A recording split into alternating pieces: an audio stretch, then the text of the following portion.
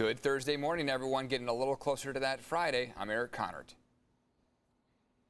Don't we love Thursdays? Good morning to you. I'm Stella Escovedo. Thank you so much for waking up with us.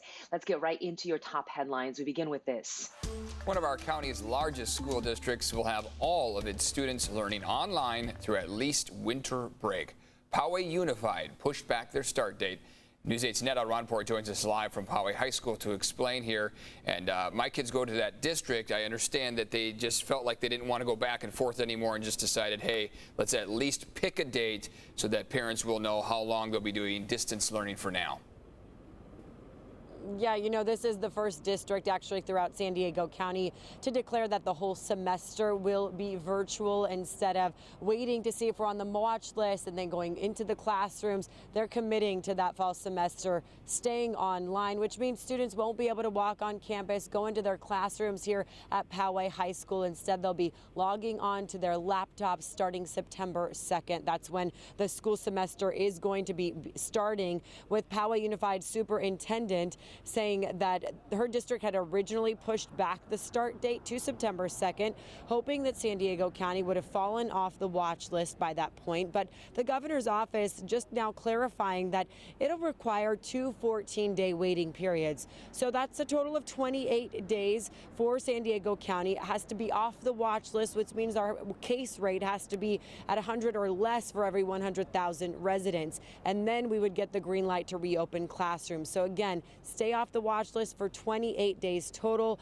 That means Poway Unified, the other schools in our district, would need to be off the watch list by now. Dr. Kim Phelps said with those revised metrics, it just makes more sense for them to engage in virtual learning for the first half of the school year, even though a recent poll showed about 70% of Poway parents preferred returning to the classroom.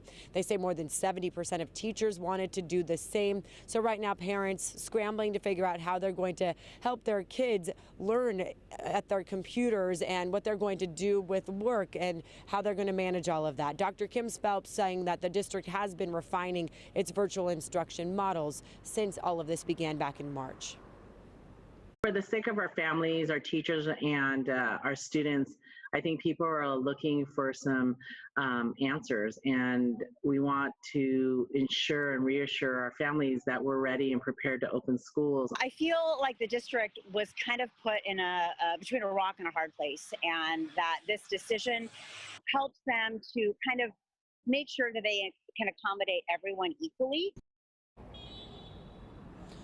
That was a Poway mom, Jennifer Ferguson, who had already opted for distance learning for her daughter because health conditions place her in a high-risk group. She also works as a special needs instructional assistant for the district and realizes that distance learning does not necessarily work well for everyone, saying that, you know, there are some students out there who do better when they have that human connection. So they're going to do their best in the district and all the other districts that have to remain online to make sure that teachers and students still stay connected through all of this. They've certainly had some time to at least revamp some of the problems that they saw with distance learning the last time around when it was more of an emergency. But throughout the summer, they've really been trying to change it, make it work for everyone as best as they can. Poway Unified emphasizing that by the time January begins, January of 2021, they will be ready for a safe return to the classroom if, of course, we remain off of that watch list for 28 days.